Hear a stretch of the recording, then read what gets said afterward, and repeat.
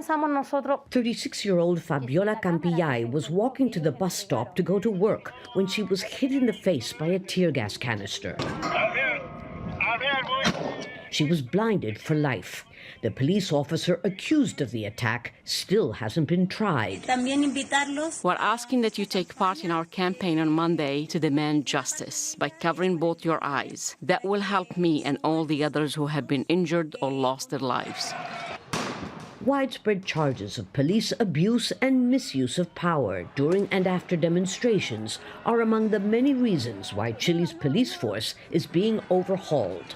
The police used to enjoy prestige here, but corruption scandals involving top-ranking police officers, cover-ups, attempts to plant evidence in a bid to secure convictions have cost respect for the police force, as you can see on the graffiti of these walls. Chile's new director of police says a police reform and modernization plan aims to recover trust and legitimacy among citizens. We know that cultural changes are the most complex to revert. They imply reverting deep-rooted behaviors and variables.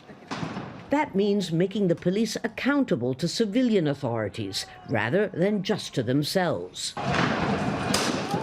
Training for new recruits has been extended from 1 to 2 years, putting an emphasis on human rights and the proper use of crowd control weapons. Chile's Deputy Interior Minister argues it takes time. It's not a matter of magical transformation from one day to the next. It's a process. Probably it will have an impact in the short, medium and long term to hopefully win over our citizens.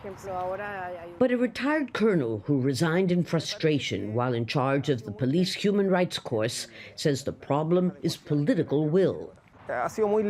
I think this reform process has been very slow. The police needs a new conduct code now. They need to own up to the grave human rights charges that have occurred now. Unfortunately, I don't think this reform is a priority. In the meantime, morale is low in the police force, and resignations are escalating. Almost as quickly as respect for the only institution that has a monopoly on the legitimate use of force. Lucia, Newman, Aljazeera, Santiago.